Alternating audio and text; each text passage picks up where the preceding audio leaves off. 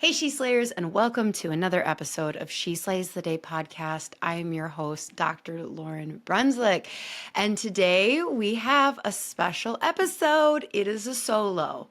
So I really enjoy these solo episodes because they give me a chance to really speak where I'm at on things, give you some updates, and it allows for these like slightly more shorter episodes that you can, if you're not very familiar with the podcast, you might be more prone to picking a half-hour episode than the hour ones. I try and go quick.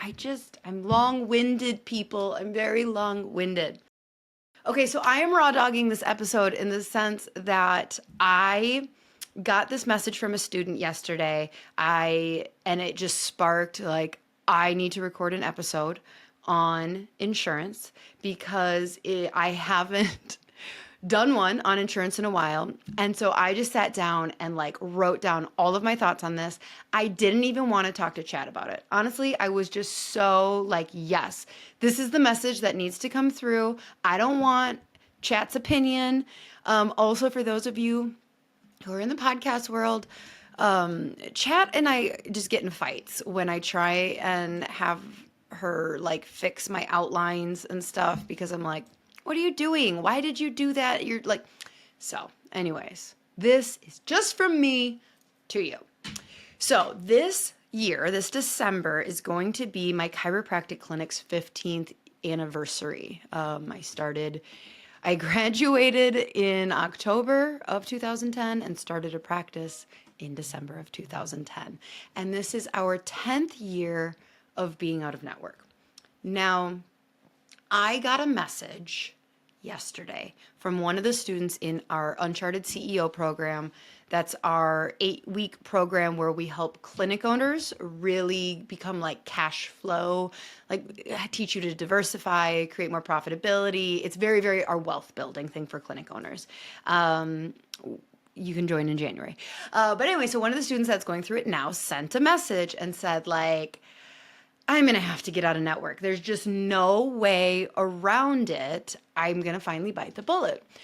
And so this is a super necessary and relevant conversation because I've been doing work on like my signature talk lately. I'm going to be speaking in Virginia and I was on another podcast. And so really the kind of one of my like spokes of the brand is figuring out what your signature talk is.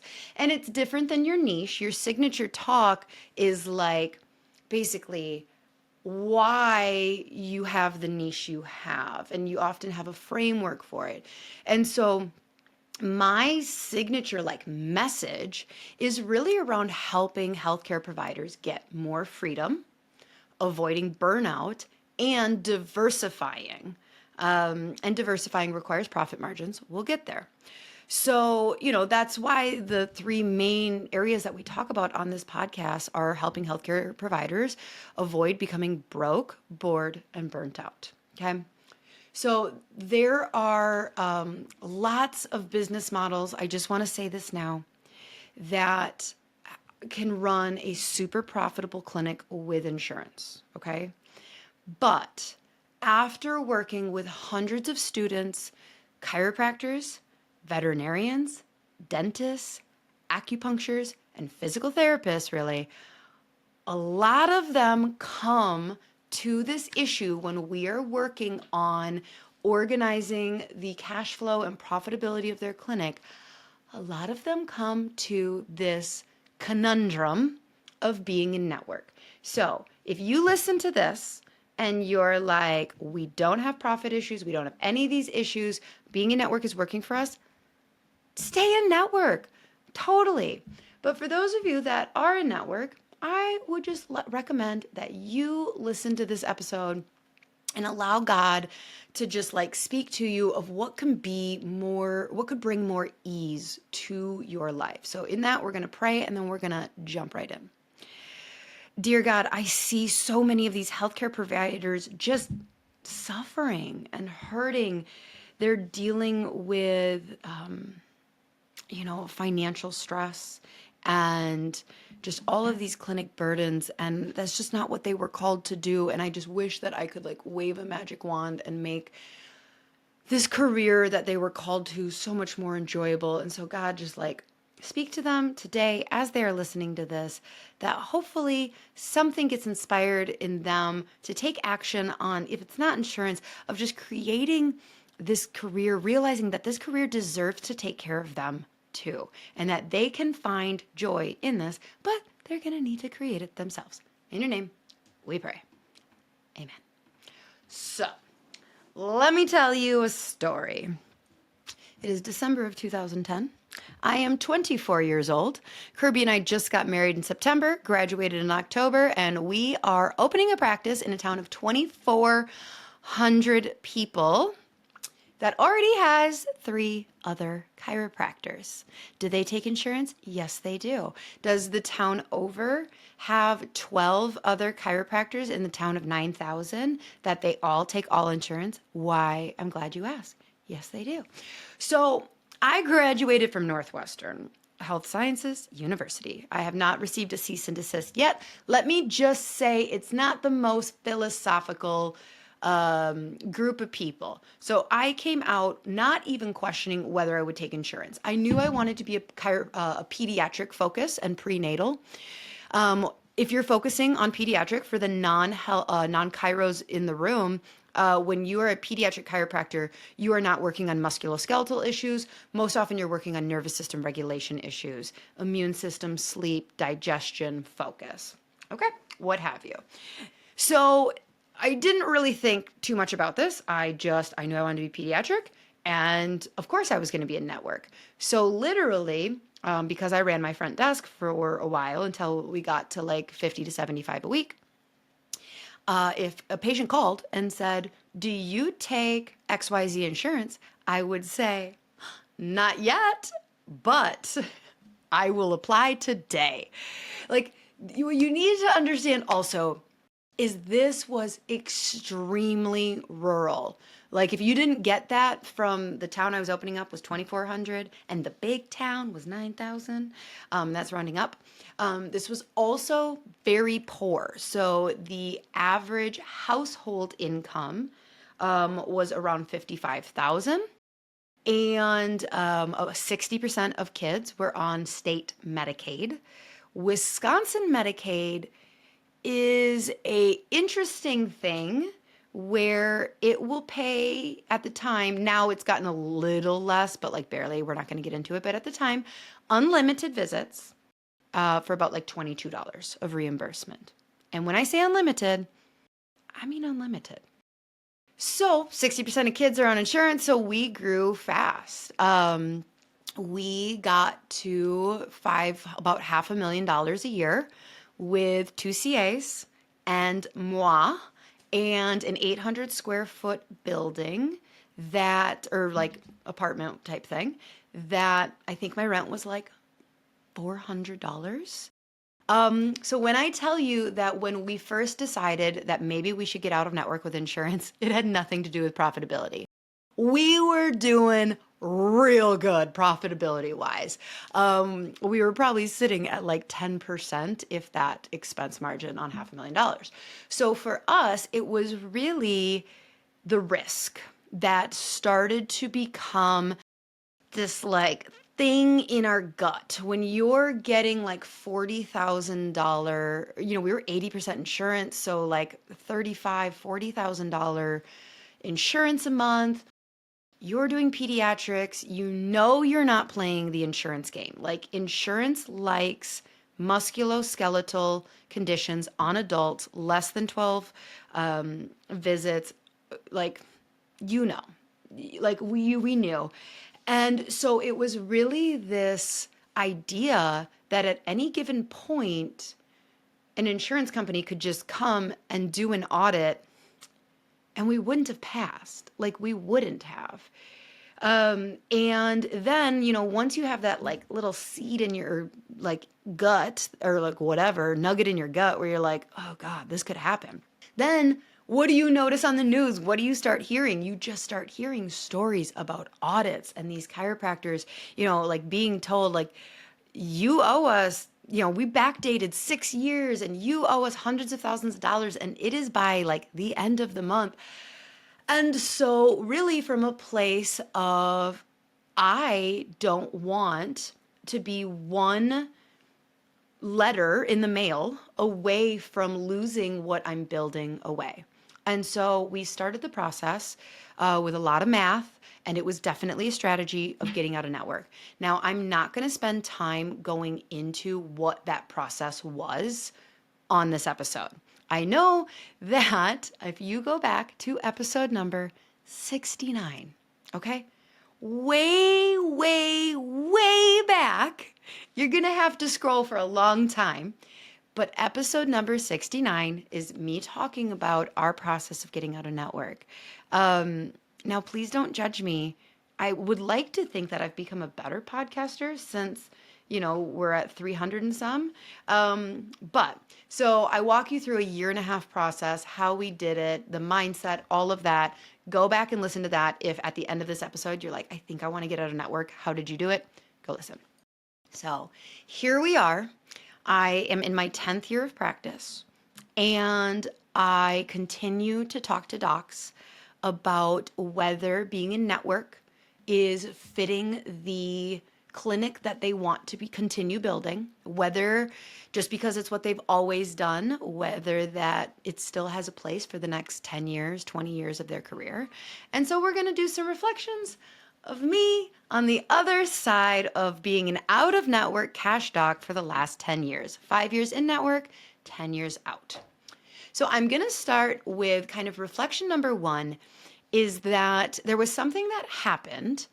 I don't think this is why I originally got out of network, but when I started, once we started seeing like 500 people a week and I was doing it cash, and then I started like getting on stages and I realized that I had accumulated this Girl Scout badge. If you've been around here for a while, you know that I talk about these Girl Scout badges. Boys can get them too.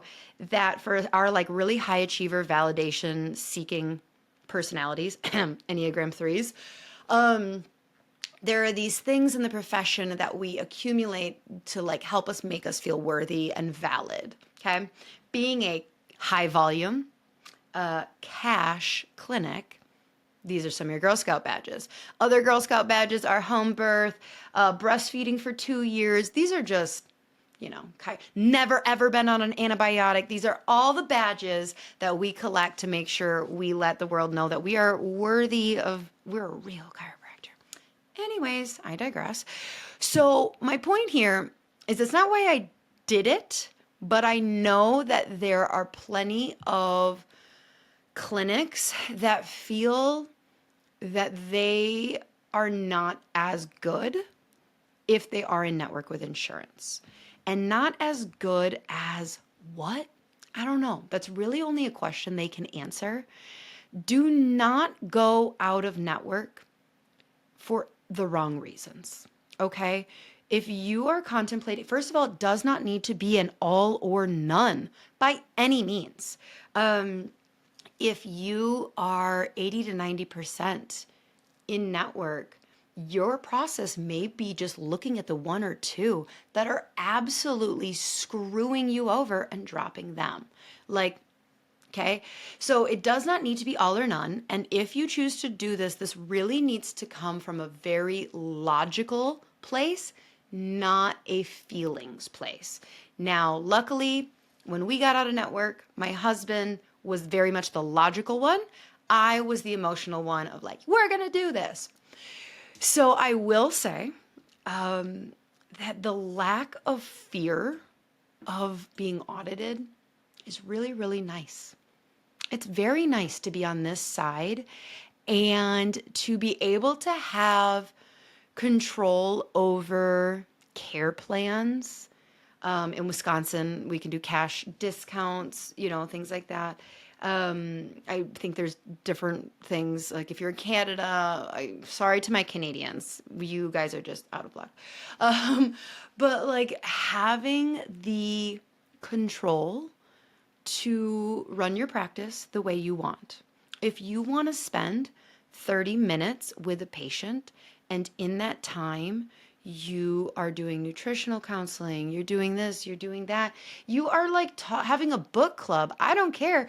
And you can get patients to charge you $200 a half hour. Like, you don't have to tell anybody why you are charging for that for your time. You do not have to justify it.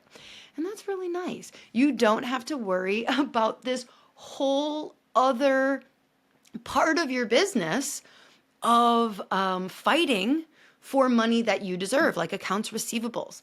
It's lovely.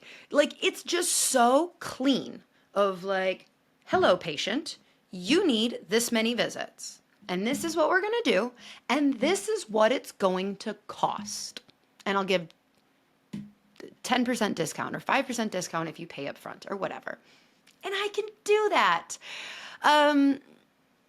Now, if you are in network with insurance, you know that even if somebody comes in and they're like, you call and you have to pay someone, call, what are their benefits? Okay, I know it's a portal now, but like back in my day.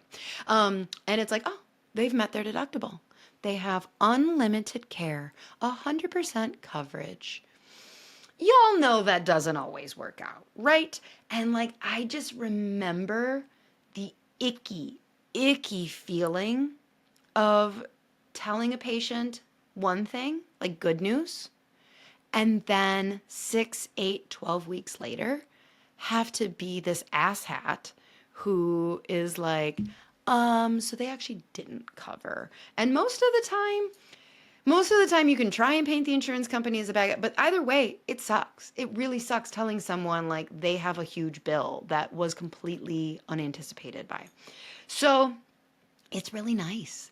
Things just are cleaner, okay? If I tell a patient it's gonna be $1,200, it's gonna be $1,200. There is no surprise. They can make that decision from a place. Now, we're talking about the good and the bad, the reflections of being out of network. Now, I told you we went out of network from a risk place, not from a profitability place. Most of the times now, what I'm helping students with and why they're considering going out of network is from a profit margin place, right? Okay, so you cannot become wealthy unless you can learn to invest. You cannot have money to invest unless your clinic has extra money left over at the end of the month, okay? This is not complicated. You need profit margins, which is you literally spent less than you made. And then instead of spending that on a vacation, you invest it, and that is how you become wealthy. Bing, bang, boom. Easy peasy. Sounds easy, right? No. So part of becoming more profitable is being able to take control over your pricing and things like that. There's other ways to become more profitable. Here's our mistake, and I know that a lot of you do this. You maybe didn't start in network, you started in cash, and so what you thought you needed to do was to match what people would be paying with their insurance anyways. Now, this is kind of a silly thing because which insurance and what are like copays, what? And so what I did is I thought if I make my pricing so basement discount like low, people won't care that they can't use their insurance. All right? So literally, people, let's just look at what previous Lauryn was doing here. I will go so cheap that they won't have to question whether they value it. That's essentially what I was doing. I was going like, oh, they'll go, you're out of network? Oh, I don't have to go, are you better? Are you worth it? It's just such a cheap price that like, oh, okay, well, we can afford that. Sure. So for about 5 years, it really took about 5 years to catch me in the ass. For about 5 years, things were doing really, really well. You know, getting 700-800 patients a week and a very, very low pricing model. We had some patients paying $16 an adjustment, you know, family 6 or 7 coming every week. They're paying really low. And you need a lot of overhead. in order to take care of that. And so it created this whole new issue that on some level you may be dealing with, where you have payroll bloat or your just expenses are so high. So this is happening. This is happening outside of just private clinics. Up in northern Wisconsin, our Medicaid in Wisconsin, I don't know. It's a catch-22 because it pays so little that it puts hospitals out of business if it's an area where there's a huge amount of people on the state or on the state insurance. And so up here, like I said, like this is rural and this is poor. There are many, many people who are on the state insurance. And in your state, you may have the thing where it's like, oh, well, yeah, but it only pays 6 visits, so it doesn't matter. So they're not, no, in my state, they can go to any other chiropractor who's in network. And let me tell you, all of them are in network still. And they have a $1 copay with unlimited visits. So like this was really a conundrum that we were in. We're pediatric. We want to serve kids. But like same thing with the hospitals. We had a whole hospital system close. Like multi Prevea Healthcare just closed because this Alex Hormozy says there is one reason a business will close. One main reason that will surely always close it. Not enough money. If you don't have enough money, you can only run your business for so long. And so if you're not collecting enough, if your expenses are higher than your income, y'all, we have negative profit margins here, and this is an issue. And this is a really sneaky thing that'll happen. So I'm going to tell you a story of a doc in our last CEO program. Came in and we go through all these numbers with our docs, these clinic owners, where we're basically figuring out like what is your cost per adjustment and what is your average amount that you collect per visit. And so this doc was in network with insurance and had an associate, and there was a whole bunch of other complicated factors, but we ran the numbers and it was like, wait, you are making $1 less on those insurance patients than you need in order to stay open. And it was like it wouldn't click. And I was like, no, let me break it down. That insurance company pays you $24. Your cost per adjustment is $25.50. And she's like, yeah, but I have an associate and we have the time. And I'm like, no, you don't understand. I understand that this is really difficult, but you are literally, and she was just so terrified to go out of network with this insurance because it was like 40% of her patients. And so it's just like, this is a really hard concept for us. We're so afraid of losing the patients. But when we go at this from like, it is a different, like you have to look at this from a numbers standpoint.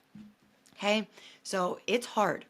Another kind of like reflection is like about 50% of our new patient phone calls are dead in the water because the first question out of their mouth is, do you take this insurance? Now, believe you me, we have scripts upon scripts on redirecting because you don't want to answer yes, but you also don't want to say no because then they close down. So we have scripts of like how to redirect. I'm just going to tell you now because you're going to DM me. Well, what would we be seeing you for? And we go on this thing of connecting with them and this and how we serve this and like da da da da da. And then we talk about insurance. And like some people, a lot of people, like most of the people who come to our clinic as new patients see the value and decide that they're going to come even though we don't take insurance. A lot of them, they literally can't afford it. Like they're just like, I can't. My insurance pays this. It's really great. I need to go somewhere in network. That's hard. It's really, really hard on your staff. It is really, really hard. I mean, we've been out of network for 10 years and we are trying to figure out how to get more new patients, things like that. We have a new doc and it goes in your head. It does. It continues to go in your head of like, would it just be easier if we were in network? And that doesn't go away. Now, maybe for some people it does, but it hasn't for me. I still feel the need when I sit down and, talk with a pediatric physical therapist or a speech language pathologist or whatever. My sister-in-law owns a autism behavior clinic. Okay?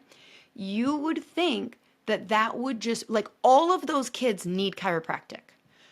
She knows that. She gets it. Like, she understands. She's been to my talk on the perfect storm, trademark Tony Ebel. She's been to it. Like, she knows. But she also knows that she's dealing with patients who are struggling for the gas money to get to their appointments. The state is 100% paying for things. If it's going to cost even $5 a visit, it's not going to be in the plans. She knows that she knows that. And so, like, she really struggles to refer because she knows they can't afford it. Like, this is not a, like, oh, you're choosing, like, no, we're in rural. Like, okay, you can fight me on this. And so it kind of takes me to my next point. We're going to swing back to the good. So we still have Medicare. It's like 2% in our clinic. And it's interesting, the mentality of our Medicare patients, and it reminds me of the mentality of back when we were in network with insurance patients, that it is from the patient perspective, you, doctor, work for me, and I am going to tell you what I want, and if you don't do it, I am going to go to the next person on the list that does take my insurance. Now, for those of you that know me, you know that probably doesn't sit well with me, and it doesn't. And so what I can say now is that I don't have to deal with that. Like, we are not desperate for people who are not coming to our clinic with I would love to say, like, we are just choosing, like, Lululemon moms and, like, people who can choose to afford this. We are choosing people, we are attracting people who are entering a collaboration with us about their health. I have learned that I cannot want it more than they do. And in my experience, a lot of times when insurance is involved, it's just how bad, if they don't have to pay for it, not everybody, you guys, like, please do not get offended by this at all. Like, I am not generalizing everyone. I'm just saying, like, there's a difference. There is a difference between your cash patients and your patients who are coming because you were a list on a name on a list, and they are going to come. They know their benefits. They get 12 visits, and they are not coming after that 12th visit. Like, it's just a different kind of hard. So I'm going to kind of wrap this up because we like to keep them not as long here.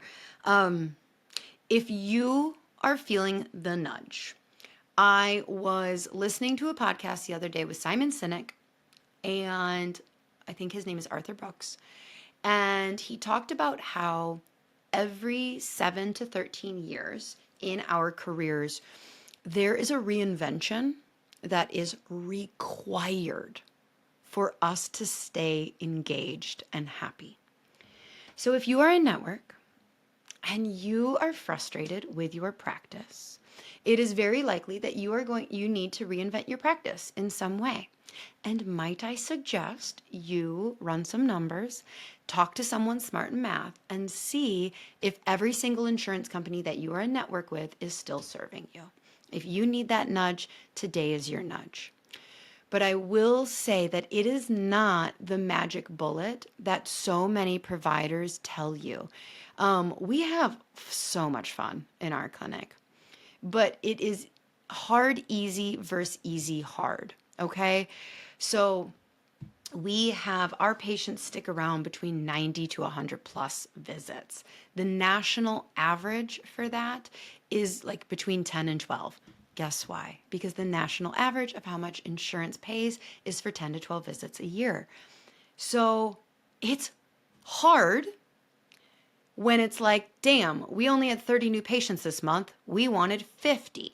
Well, guess what? We had 80 phone calls this month because we keep track of that.